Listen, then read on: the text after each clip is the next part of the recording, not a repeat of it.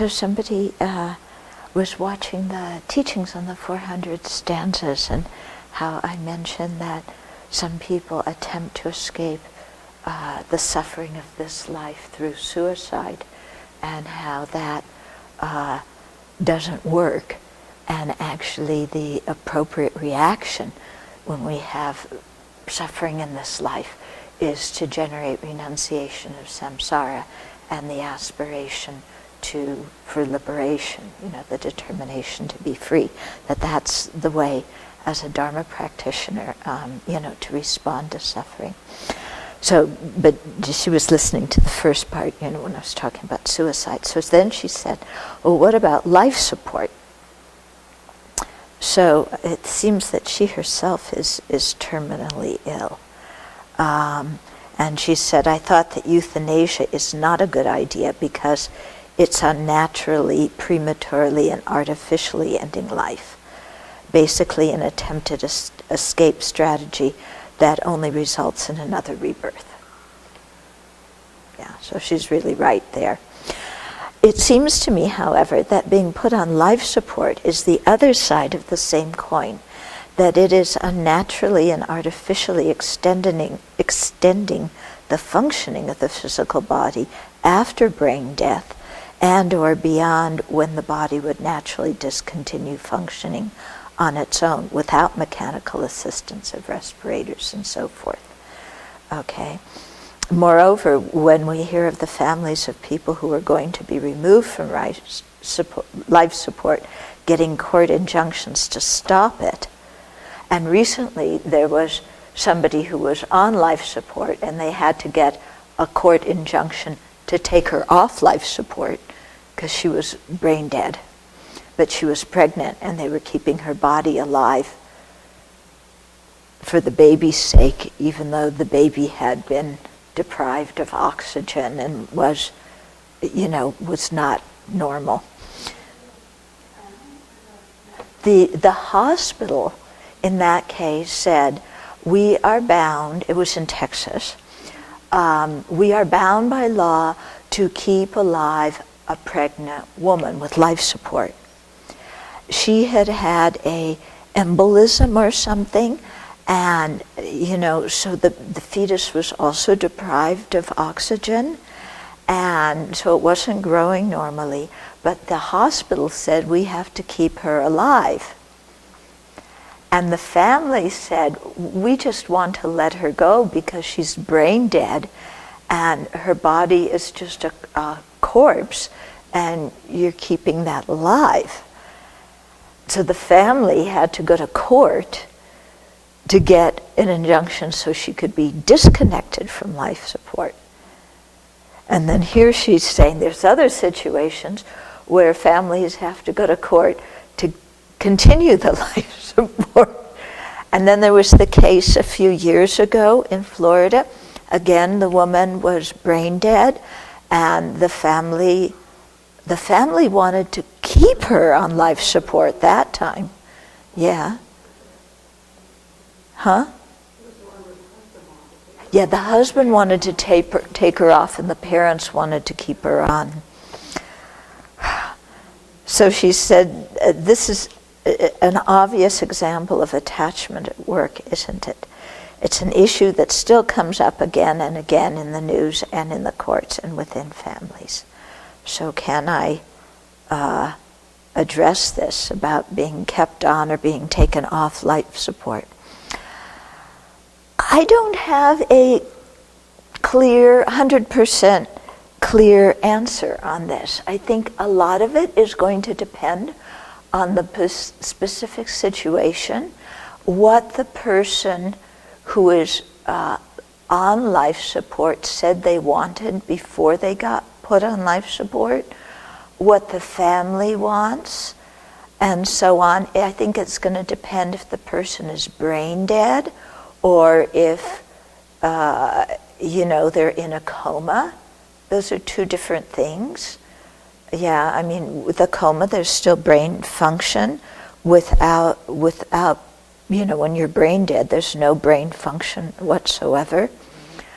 The standard thing about that the Buddhists say is in a natural death, when there's no machines involved, that the breath can stop, and that doesn't mean that the consciousness has left. That consciousness could stay in the body a while after that.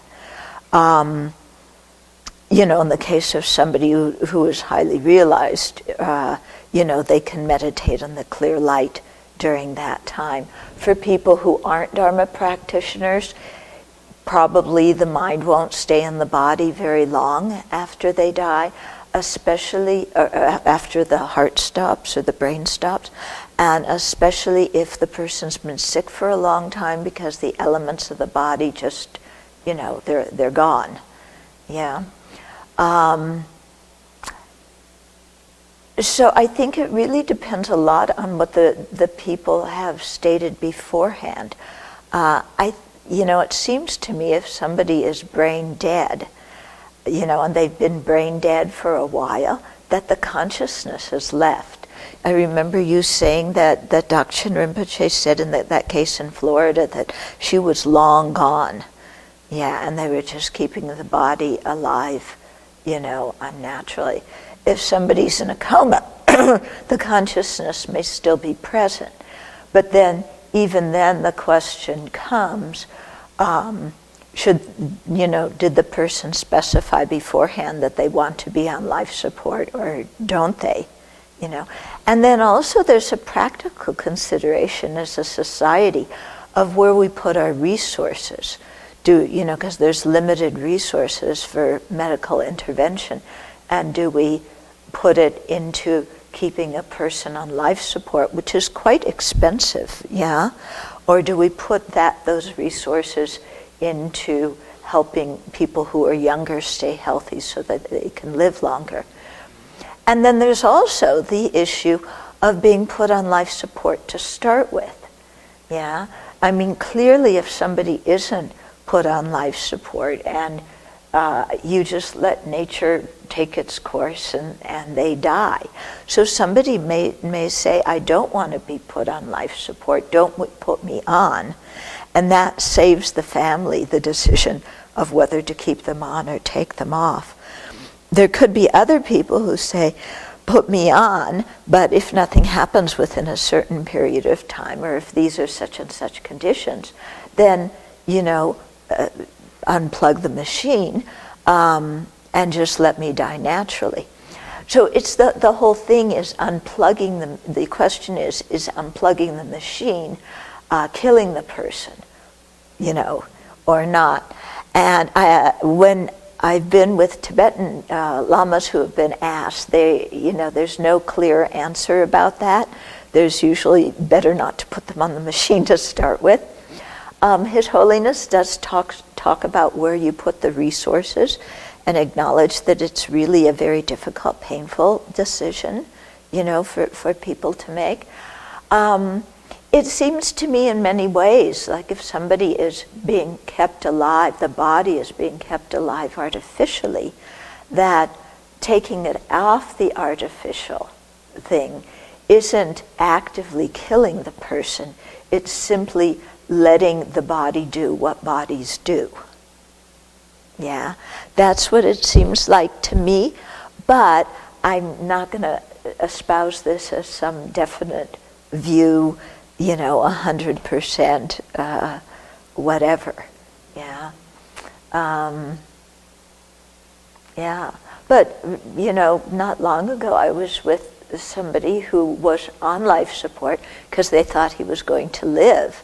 And then it became very clear that he wasn't going to live, that his body could not exist without the respirator and so on.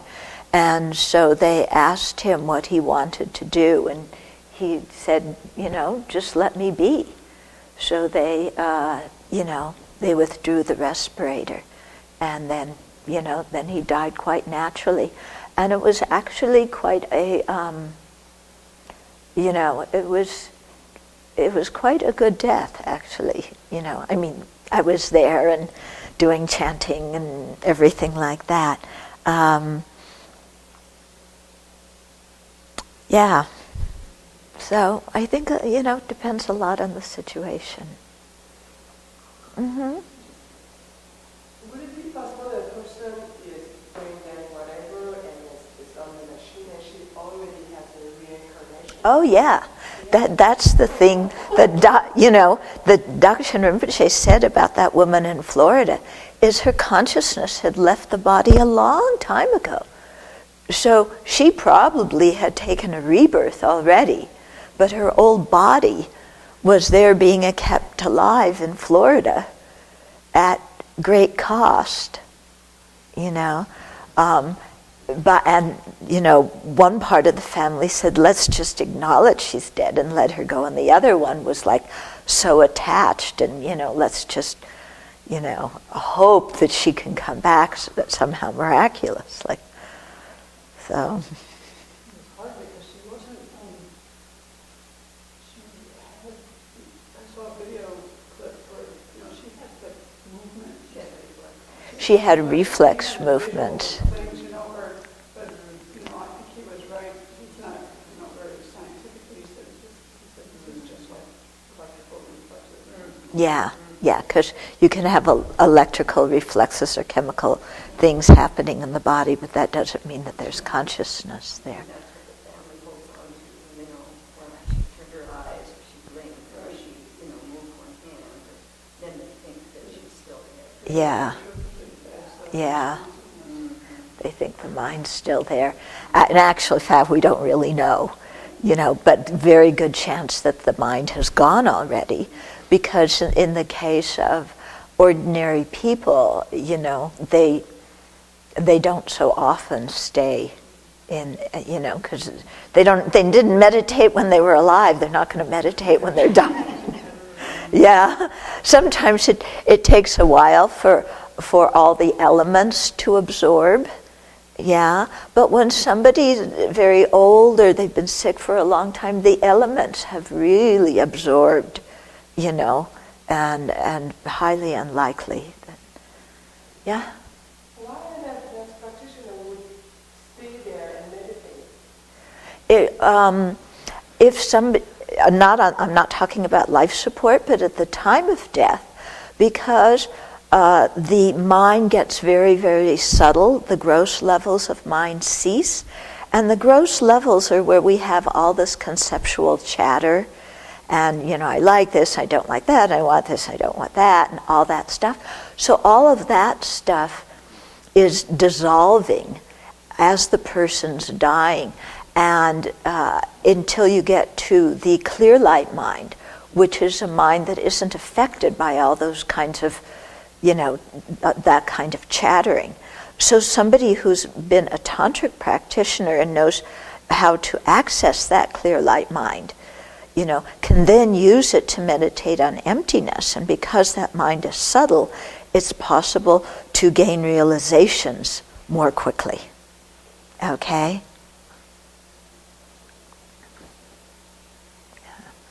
But, for people who don't know about it, most people, it comes and it goes, and it's, it's no different.